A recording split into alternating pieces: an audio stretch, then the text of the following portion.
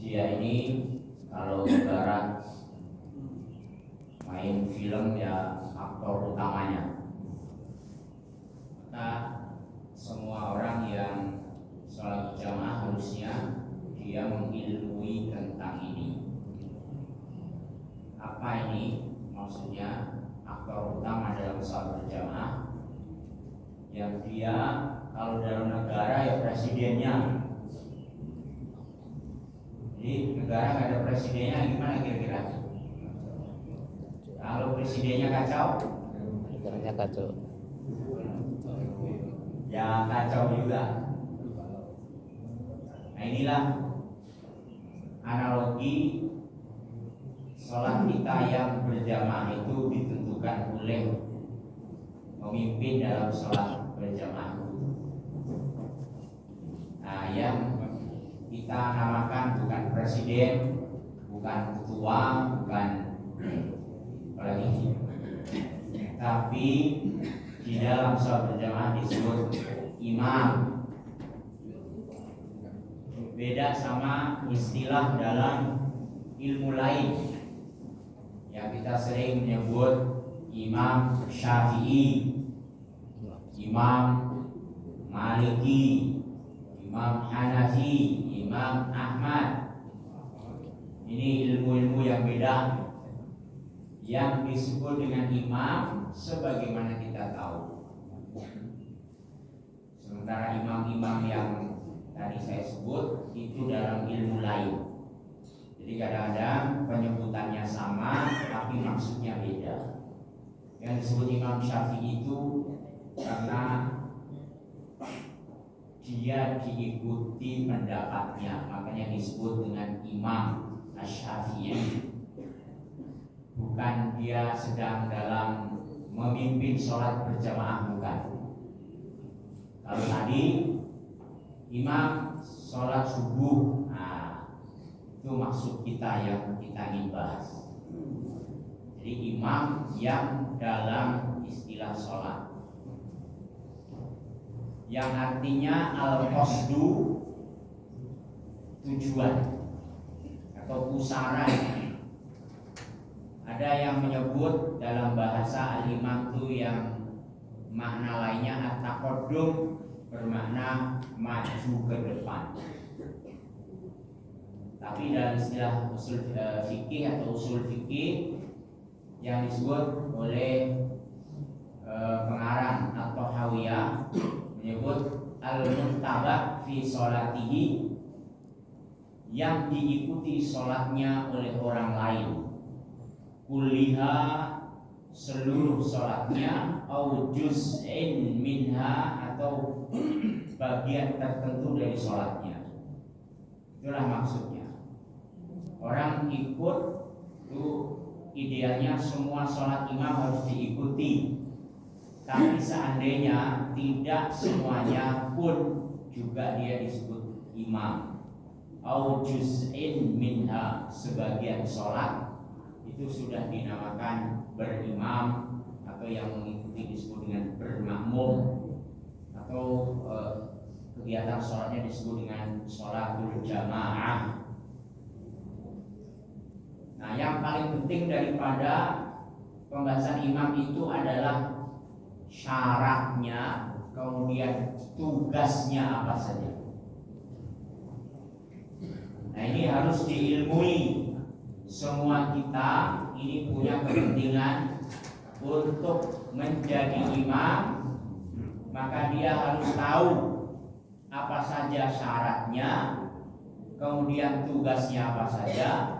Sebagaimana makmum, dia juga harus tahu ini, karena tidak hanya berkaitan dengan beban imam.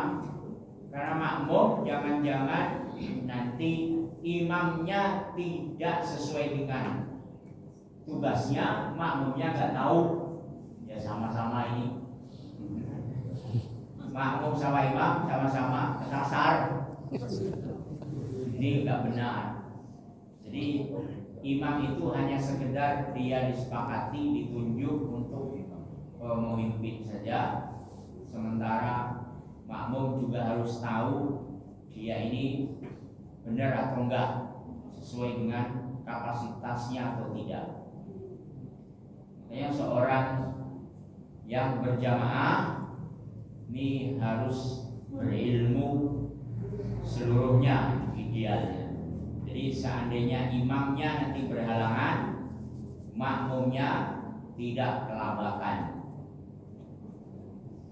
Syaratnya tentu adalah pertama muslim. Kalau selain itu jangan disuruh jadi imam. Nah, ini ada yang mengkaitkan seluruh aktivitas ini berlaku, bukan hanya sholat, tapi sholat itu sebagai panduan dasar untuk menentukan aktivitas yang lebih besar, apalagi aktivitas bernegara misalnya. Nah, ini seorang muslim itu diharuskan untuk menyuruh muslim yang lain memilih muslim yang lain. Nah, secara khusus apalagi ini berkaitan dengan ibadah yang paling penting. Misalnya nih, seorang imam dalam rumah tangga, kira-kira boleh nggak seorang kafir selain muslim dalam rumah tangga ini yang paling kecil? Boleh nggak Pak? Ya, seorang dia punya anak gadis dinikahkan dengan yang selain muslim, orang kafir. Disepakati tidak boleh orang wali menikahkan seorang anak perempuannya dengan calon laki-laki suami kafir. Disepakati. Kalau ada yang nekat, ya ditanggung sendiri konsekuensi dari ketidaksahnya akad. Karena ini syarat ya. Jadi kalau syarat terus akadnya tidak memenuhi, maka batal. Nah, kalau batal itu ya konsekuensinya akan ada sendiri. Nah, kalau pernikahan itu besar sekali, nanti perzinahan jadinya dan seterusnya. Beda kalau awalnya memang kafir, terus salah satu masuk Islam, yang laki-lakinya masih Islam tapi perempuannya masih kafir. Nah, ini masih ditoleransi, masih dibolehkan. Karena apa? Imamnya yang Islam, kalau perempuannya yang kafir, nah ini masih ditoleransi untuk agama samawi, Kristen dan Yahudi, masih boleh. Tapi kalau kafir yang tidak beragama samawi selain Yahudi dan Nasrani, ini haram. Nah, ini kaitan dengan imam. Kalau laki-lakinya muslim menikah dengan perempuan kafir, Kristen atau Yahudi sejak awal, bagaimana? Memang sudah niatnya betul. Sejak awal memang mau menikah. Kalau tadi kan di tengah jalan, ya kan? Perempuannya masih kafir, masih Yahudi Nasrani, sementara laki-lakinya muslim. Nah, ini kalau sejak awal memang perempuannya sudah Kristen atau Yahudi, dinikahi oleh seorang muslim ya laki-laki, sebagian kecil masih membolehkan karena mengkiaskan kejadian yang pertama ini. Masih dibolehkan, tapi sebagian jumhur ulama tetap mengharamkan. Kenapa? Mencari selain muslimah. Yang muslimah aja masih banyak. Seandainya semua ini yang bapak-bapak ini punya 3 saja masih banyak. Memang harus hikmat, Pak. Ya, cobalah tanya ibu-ibu, masih banyak kamu stoknya? Oh, banyak. Tapi saya tidak sedang merekomendasikan ya. Ini membahas hukum Muslim. Nah, sekarang kalau ada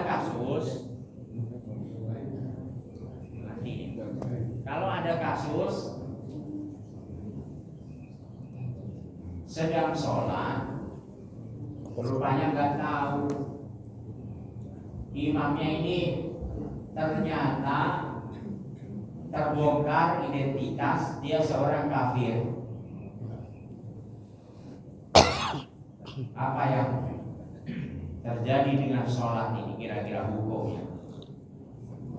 Batal. Seorang menjadi imam padahal bukan muslim, baru terbongkar identitasnya, atau dia pura-pura Islam misalnya.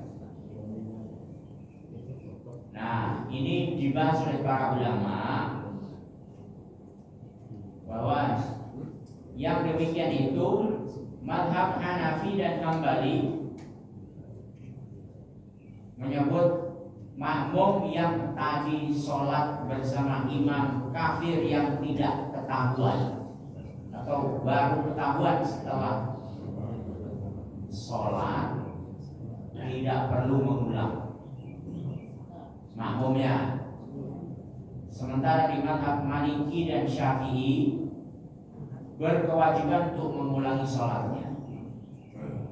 Kalau sudah terbongkar rupanya imamnya kafir, baru ketahuan.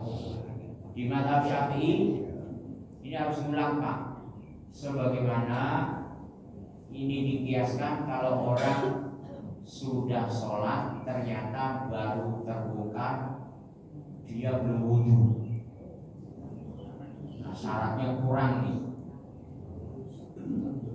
Rupanya dia belum mandi junub. Ada yang terjadi begitu. Ya, beberapa hari lalu saya bertamu jam 11. Ngobrol-ngobrol dengan tuan rumahnya, ada zuhur. Sholatlah di masjid. Pulang dari masjid, istrinya bilang, ini abang nih belum mandi junub. La haula wala quwata illa billah. Rupanya ini Pak, ini terbongkar. Ya tadinya sudah dipanggil istrinya, mana ini? Oh, rupanya udah ke masjid. Istrinya antara ragu dan tidak, ini batal atau enggak, harus mandi wajib atau enggak. Belum sampai keluar katanya, baru main-main aja. Rupanya datang Ustaz. Ganggu aja Ustaz. Yang begitu, nah ketemu nggak dua khitannya? Nah, sempatlah ketemu. Dia tidak tahu, yang dia tahu kalau sampai keluar mani baru mandi. Ya, dia pede aja, sholat zuhur dengan jamaah di masjid. Nggak jadi imam. Iltiqaul khitanain, dua kelamin atau dua alat khitan ini bertemu wajib mandi. Nah, ini nggak tahu rupanya pengantin baru ini.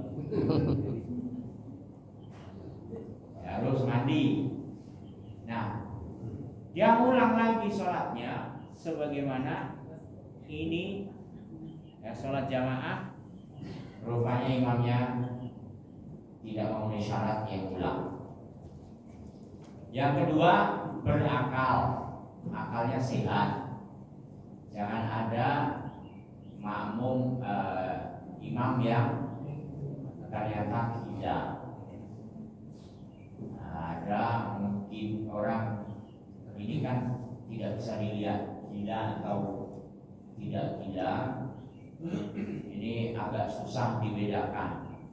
Kalau gilanya tidak berat, kalau gilanya ya sudah berat, ya jelas. Tapi yang tidak jelas ini ya kira-kira sama juga. Nah, sehingga orang harus dipastikan berakal. Artinya saat dia jadi imam, dia dalam posisi memang punya taklif, punya kewajiban untuk melaksanakan sholat. Nah, adapun nanti awalnya sehat, terus di tengah perjalanan dia gila, bagaimana? Kalau ketahuan diganti segera. Kalau enggak ya nanti ya kasusnya sama dengan yang pertama, harus diulang. Kalau makmumnya pakai pendapat Imam Syafi'i. Kemudian balik ini sebagaimana Rasulullah melarang anak-anak kecil menjadi imam. La tuqaddimu sibyanakum, jangan jadikan imam anak-anak kalian kecuali dia sudah mumayyiz ya, antara umur 7 tahun dan dia ternyata lebih baik bacaannya dibandingkan yang lain. Bapaknya terbata-bata baca Qur'annya, tapi anaknya ini karena sekolahnya di sekolah agama bagus bacaannya, lebih bagus dari bapaknya. Anak 7 tahun, sekalipun anak 7 tahun itu belum balik, dia sudah boleh jadi imam, sebagaimana Amr bin Salamah annahu kana ya'ummu qaumahu ala ahdi Rasulillah ibnu Sittin aw sab'i sinin. Dia pernah jadi imam. Amr bin Salamah ini di masa Rasulullah dia usia 6 atau 7 tahunan. Dia boleh. Kemudian laki-laki itu yang jadi imam untuk perempuan. Tidak terbalik, tidak sah perempuan menjadi imam laki-laki. Kalau banci bagaimana? Banci jadi imam perempuan, apa statusnya? Ya, tidak ada istilah banci atau waria. Jadi status apa namanya, jenis kelaminnya itu jelas dilihat, bukan dari gayanya dia jalan, bukan dari gayanya dia ngomong, tapi status fitrahnya. Ya fitrahnya laki-laki, ya dia dihukumi laki-laki. Sekalipun dia ngomongnya kayak perempuan, ngomongnya kemayu, ngomongnya melambai, seterusnya, dia sebenarnya laki-laki. Kecuali memang nanti punya 2 alat kelamin yang sama, laki-laki ada, perempuan ada. Nah, ini baru namanya khunsa. Khunsa dalam bahasa fikih ini nanti di diagnosa mana yang lebih aktif daripada 2 jenis kelaminnya. Kemudian larangan perempuan menjadi imam itu jelas Rasulullah banyak menyebut la ta'umman namra'atun rajulan, jangan sekali-kali, ini ancaman dan peringatan, jangan sekali-kali wanita imra'atun ta'ummunna menjadi imam rajulan bagi laki-laki. Akhiruhunna min haitsu akharahunna Allah, posisikan perempuan itu di belakang sebagaimana ini perintah Allah Subhanahu wa ta'ala. Bahkan perempuan itu kalau dalam berjamaah yang lebih afdal softnya adalah soft yang paling belakang, bukan untuk di depan. Kalau jadi imam yang paling akhir lah yang paling afdal. An Ummi Warqah Nabi sallallahu alaihi wasallam adina laha anta umman nisa ahla dariha, kecuali makmumnya perempuan, maka perempuan boleh menjadi imam mazhab jumhur ulama. Jadi kalau semua makmumnya adalah perempuan silakan, meskipun mazhab Hanafi memakruhkan imam perempuan. Meski jamaahnya semua perempuan, di mazhab Hanafi lebih afdal sholat sendiri-sendiri.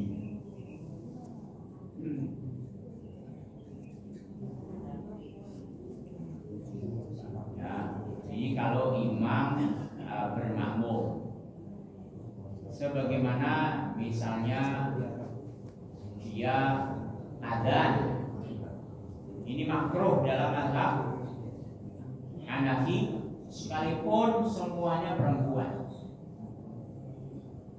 Adzan bagi perempuan, loh, semuanya perempuan, terus nggak ada sama sekali suara terdengar keluar, itu dimakruhkan.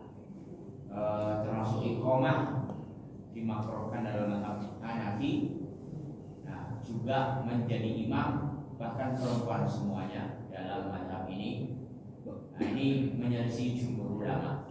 Kalau adzan sama iqamah saya kira masih diterima. Tapi kalau menjadi imam kok makruh, ini agak aneh. Ini menurut jumhur. Jadi perempuan boleh jadi imam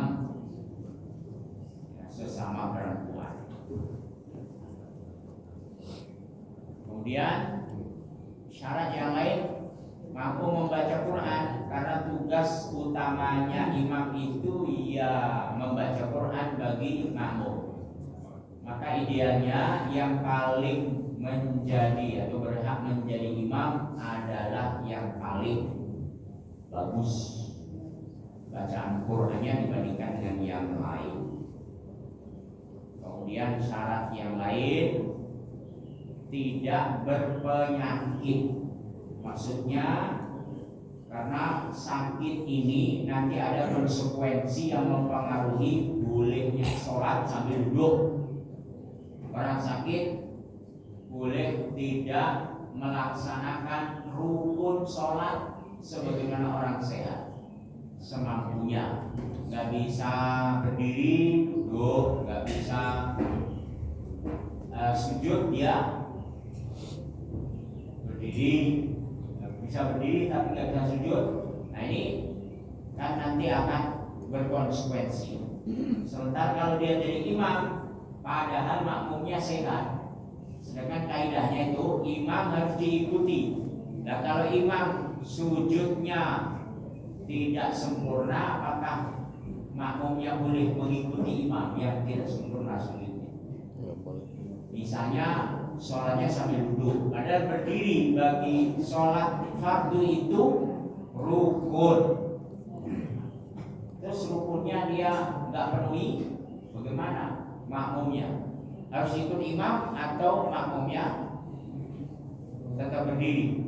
Nah inilah yang menyebabkan orang yang berpenyakit ini harusnya jadi makmum saja. Kemudian nanti sakit yang paling berpengaruh adalah sakit yang secara otomatis syarat dan rukun sholat terganggu. Misalnya ada penyakit geser.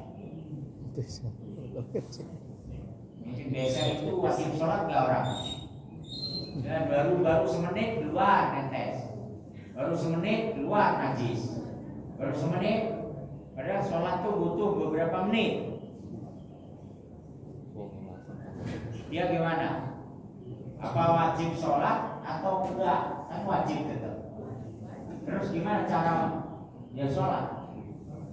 Sekarang sholat belum selesai, baru Allahu Akbar keluar kencing, Allahu Akbar keluar kencing. Tetap dia sholat dengan kondisi bernajis. Sedangkan kalau jadi imam, ya ini imamnya najis semua, Pak. Nah kalau dia jadi makmum gimana? Boleh nggak? Boleh. Boleh. Kenapa jadi imam nggak boleh? Nah inilah di pembahasannya bahwa imam itu memang mempengaruhi semua makmumnya nanti. Sehingga orang yang bersakit begini sudah jadi makmum saja. Seyogianya dia boleh sholat dengan bernajis ya, karena ada penyakit, tapi dia jangan jadi imam.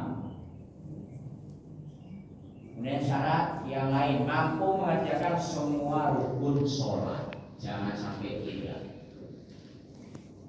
Saya baca Fatihah harus bisa, ruku harus bisa, sujud harus bisa. Nah, kalau misalnya dia duduk, maka makmumnya apa ini? Nanti apakah dia sholatnya juga ikut imam duduk? Di sini nanti perbedaan para ulama, seandainya ada.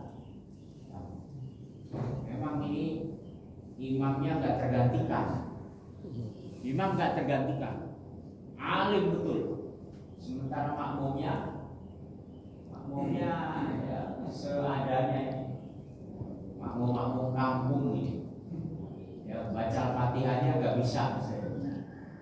Nah ini ada kasus begini, sementara imamnya sakit, ya makmumnya maka ikut gerakan imam atau sesuai dengan posisi makmum. Maka di sini ada yang mengatakan kalau imam duduk, makmum semuanya harus duduk. Sementara jumhur mengatakan tidak, makmum tetap sesuai dengan kemampuan personal masing-masing, tidak ikut imam. Nah, termasuk imam itu niatnya berbeda dengan makmum. Jadi berkaitan dengan syarat imam harus niat jadi imam. Jadi kalau jadi imam, apa niatnya? Dia jadi imam. Mustaqbil kiblati imaman. Nah, jadi imam. Inilah niatnya. Nah, niat itu ada yang mensyaratkan harus niat sejak awal. Di dalam mazhab Hanafi dan Hambali, dalam perjalanan menjadi imam tidak sah hukumnya kalau seorang imam tidak meniatkan jadi imam. Ini penting. Di Hanafi dan Hambali, jadi imam rupanya dia gak niat jadi imam lillahi ta'ala. Jadi dia mau sholat, rupanya saya sholat saja, Allahu Akbar. Kayak saya tadi, ini bapak-bapak ini pada tahu nggak saya tadi niatnya jadi imam atau sholat sendirian? Nggak ada tahu Pak. Di mazhab Hanafi, di mazhab Hambali itu harus dipastikan imamnya tahu bahwa dia tugasnya jadi imam, maka niatnya harus jadi imam sejak awal sholat.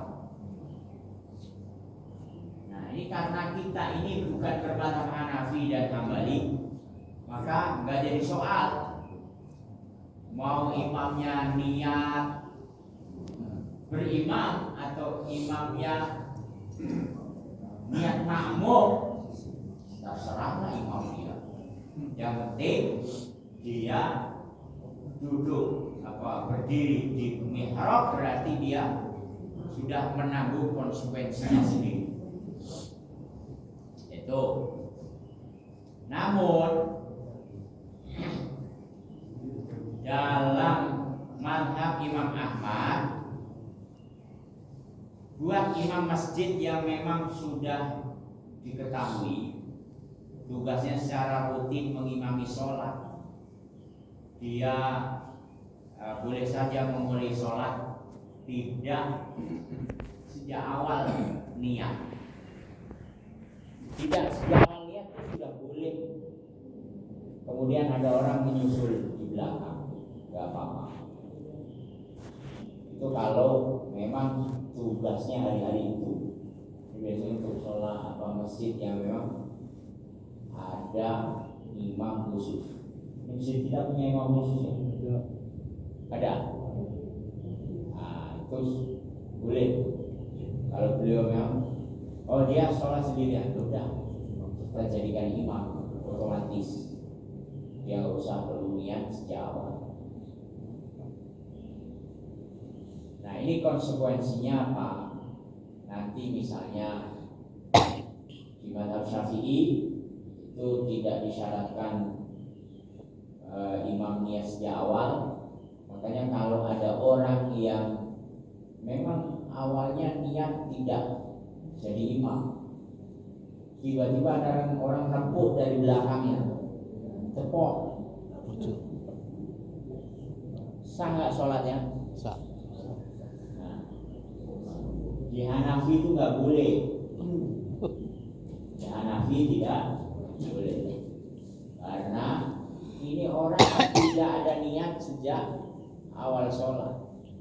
Jadi imam harus diikuti sholat. Tapi di jumhur ulama, sebagai mazhab Syafi'i, itu sah sholatnya. Bahkan niat imam dan makmum itu tidak harus satu sholat yang sama. Imamnya niat sholat asar, makmumnya niat sholat duhur, boleh. Imamnya sholat sunnah, makmumnya sholat wajib, boleh. Contoh apa? Sholat imamnya sholat asar, makmumnya kok bisa sholat duhur? Gimana ini? Ya karena makmumnya musafir, tadi belum sholat duhur, waktu duhur dia jamak takhir, sehingga ketika masuk asar, jadi imam niat sholat asar, makmumnya baru niat sholat duhur, boleh. Imamnya sholat sunnah ba'diyah, setelah itu datang orang ya belum sholat wajib, dia mendapati ini orang lagi sholat, langsung ikut gabung sholat wajib, padahal imamnya sedang sholat rawatib, boleh. Nah ini dalam mazhab Syafi'i lebih ringan, karena orang tidak diharuskan bertanya, Pak, kita mau sholat apa itu? Gak harus ditanya. Sehingga kalau itu harus tahu niatnya imam itu harus sama, ya kita nanya imam dulu. Sedangkan dia sedang sholat ditanya, ya batal lagi kalau dia jawab. Ini berkaitan dengan niat jadi imam. Siapa yang lebih berhak untuk jadi imam? Pendapat pertama, yang lebih alim, yang lebih berilmu. Ini berdasarkan orang berilmu itulah yang diikuti. Abu Bakar jadi khalifah misalnya. Abu Bakar jadi khalifah itu berdasarkan kemampuan keilmuannya. Kalau ditanya Abu Bakar, misalnya ada riwayat yang menyebut Abu Bakar itu ahlul Quran, Abu Bakar itu hafid Quran, Abu Bakar itu ulama Quran misalnya. Sedikit sekali Abu Bakar bahkan tidak banyak meriwayatkan hadis, tapi keilmuan fikihnya sangat dalam. Nah, ini afqah, ini pendapat Hanafi, Maliki, Hambali mendahulukan orang yang faqih lebih dulu. Dasarnya adalah Rasulullah ketika hari itu detik-detik ya, Rasulullah sakit kemudian mau meninggal dunia, Rasulullah memerintahkan Abu Bakar untuk jadi imam menggantikan Rasul. Padahal banyak para sahabat itu yang ahli Quran, seperti Aqra'ukum Ubay, yang paling fasih baca Quran adalah Ubay bin Ka'ab. Ada Utsman bin Affan yang hafal Quran, sangat terkenal sekali kepakaran Utsman tentang Quran. Jadi kalau ditanya pada masa siapa Quran ini ditulis, jawabannya Utsman. Padahal bukan masa Utsman, masa Rasulullah Quran ini sudah ditulis di mushaf-mushaf, di apa namanya ini, rempah-rempah itu zaman Rasulullah sudah ditulis, tapi orang kenalnya masa Utsman. Pada masa siapa Quran ini dibukukan misalnya? Pada masa Utsman. Padahal zaman Abu Bakar dibukukan Quran itu jadi satu jilid. Nah, pada masa Utsman itu masa penyeragaman mushaf bacaan, yang namanya mushaf Utsmani. Bacaan-bacaan yang lain diadakan lah kira-kira. Baru nanti perbanyak jadi 5 atau 6 mushaf, yang di satu mushaf ini bisa taruh di satu negara. Kalau dulu dari wilayah Syam, kemudian Hijaz, Mekah, Madinah, di Irak, di Yaman, di Mesir. Nah, ini 5 eksemplar ini disebar di daerah-daerah itu. Jadi satu wilayah cuma satu mushafnya zaman Utsman. Di Syam satu, di Hijaz satu, di Irak satu, Yaman sama Mesir. Atau sekitar itu. Nah, ini pada masa Utsman sangat alim. Tapi kenapa enggak Utsman yang jadi imam, tapi Abu Bakar? Karena Abu Bakar orang yang faqih, yang paling alim. Ini pendapat pertama. Misalnya ada kiai berilmu, yang jadi imam kiainya atau santrinya yang fasih baca Qurannya. Kira-kira kiai apa santrinya? Kiai. Nah, kiai, karena dia berilmu. Kalau santrinya memang hafal Quran, bacanya bagus lah santri-santri sekarang. Kalau kita yang tua-tua, sekalipun sudah jadi kiai, bacanya la haula wala quwwata illa billah. Nah, tetap kiai lah yang jadi imam. imam, satu jadi makmum. Pendapat pertama. Pendapat kedua, baru yang paling fasih, yang paling bacanya bagus, sekalipun dia anak kecil. Idza kanu salasatan, kalau ada 3 orang, falyahummahum ahaduhum, yang menjadi imam salah satu mereka, wa ahquhum bil imam aqra'uhum, harus yang paling bagus bacaannya. Yang punya pendapat yang ketiga itu yang punya wilayah. Maksudnya yang punya wilayah itu apa? Tokoh di situ. Ini yang dulu membuka masjid ini siapa? Membuka daerah ini orang yang paling dituakan di situ siapa? Untuk pendapat yang paling lemah. Ya, walaupun ada pendapat itu, ya yang punya wilayah lah yang paling dihormati. Sesepuh di situ. Ini yang paling sesepuh siapa nih? Nah, beliau berarti jadi imam. Bubar kayak imam ya. Nah, itu resiko jadi sesepuh itu.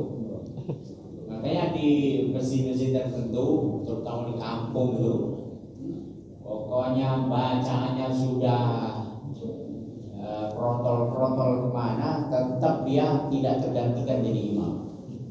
Bukannya asal sesepuh nih, tetua itu sudah nggak bisa tegak lagi berdirinya, tetap dia jadi imam. Ini pendapat yang paling lemah ini, tapi ada pendapat demikian. Tugas imam apa? 1, memberi izin adzan dan iqamah, itu tugasnya. Ini kan enggak sekarang. Tugas imam sekarang diambil oleh jam alarm, jam digital. Ini benar, tugas ini bukan diserahkan kepada elektronik, tapi ini tugasnya imam. Jadi Rasulullah itu langsung Bilal adzan, adzan Bilal qomat. Itu tugasnya Rasulullah sebagai imam. Dia kalau nanti adzannya kita mundur, suka-suka, namanya imam kayak Rasulullah, nanti adzannya agak diakhirkan atau qomatnya nanti tengah malam. Nah, Rasulullah beberapa kasus sholat tuh qomat di tengah malam, sampai Rasul bilang kalau seandainya tidak memberatkan, la syuqa Allah syuqa ala ummati al-akhiratu al-isya ila nisbillahi.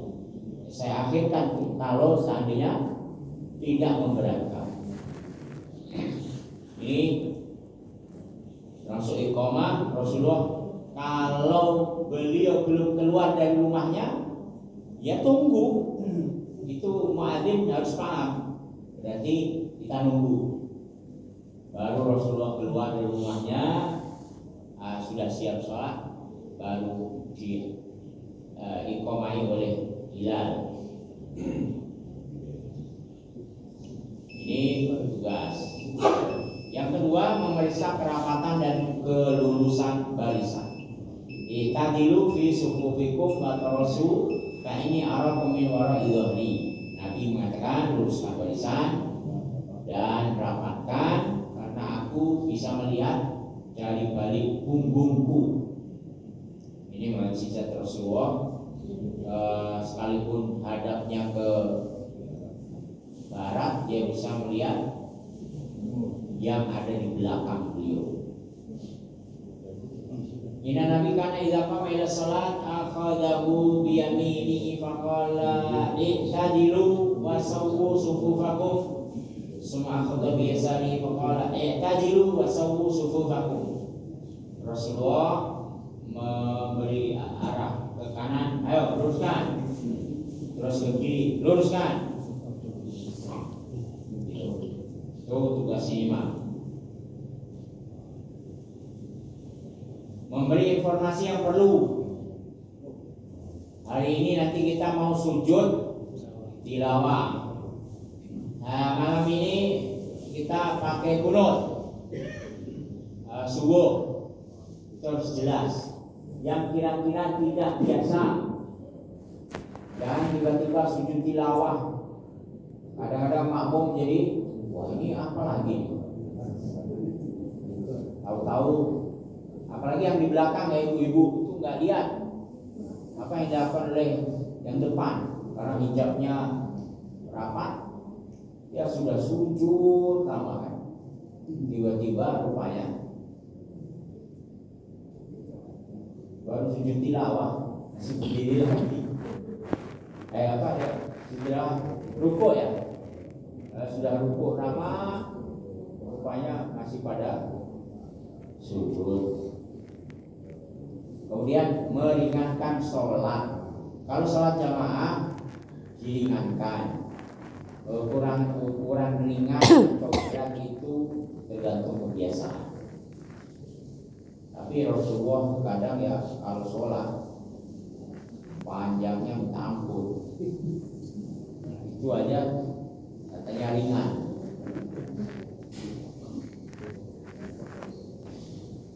Kemudian menunggu masbuk, ya makanya di dalam madhab fikih itu bacaan rakaat pertama lebih panjang daripada rakaat kedua. Rakaat selanjutnya lebih pendek lagi. Itu dalam rangka untuk menunggu kalau ada yang masbuk biar dapat ya. Kemudian ada tugas yang lain istikhlaf. Apabila imam batal, maka dia harus menunjuk siapa yang jadi imam selanjutnya. Namanya istikhlaf. Dia batal, langsung dia nunjuk, ditarik jadi pengganti. Dia baru boleh pergi. Jangan lagi dia sujud kentut lari. Ya, kalau bunyi nggak apa-apa. Imamnya tahu, makmumnya tahu. Nah, kalau nggak bunyi tiba-tiba dikabur, habis waktu ya. Saya kira ini tugas imam harus dipahami. Ada pertanyaan nggak? Ya. Saya pernah lihat video saat imam itu mengimami, saat sujud dia meninggal. Saat sujud? Dia meninggal. Saat sujud meninggal. Setelah itu ada makmum yang ragu-ragu tidak kan? Ya. Itu makmumnya itu jadi batal atau enggak? Ya. Kalau imam meninggal, maka tugas selanjutnya harus diambil oleh salah satu makmum. Kalau ada yang bingung, ini gimana ini? Kita sholatnya karena belum ada yang mengambil alih, boleh dipastikan dulu. Saya melihat, memastikan apa yang terjadi itu tidak batal ya, sampai ada yang menggantikan. Dan itu sudah biasa para sahabat lakukan dulu. Jadi Rasulullah kalau sujudnya panjang, itu yang di belakang itu memastikan kadang menjebul kepalanya. Ini kok panjang bener, ini beneran masih sujud enggak? Takut-takut orang sudah pada bubar, dia sujud sendirian. Rupanya masih, ya dia sujud lagi. Karena dulu gak ada pengeras suara kan. Takut gak kedengaran suaranya di belakang. Nah, itu sahabat biasa begitu. Tapi untuk kasus-kasus yang memang membutuhkan itu. Tapi kalau nggak ada butuh-butuh ya tidak perlu. Nah ini kalau untuk meninggal kan otomatis hilang tuh imamnya. Maka makmum harus cepat tanggap, dia harus menggantikan imam. Nah memastikan dulu itu tidak masalah. Cukup? Ya. Assalamualaikum warahmatullahi wabarakatuh. Waalaikumsalam warahmatullahi wabarakatuh.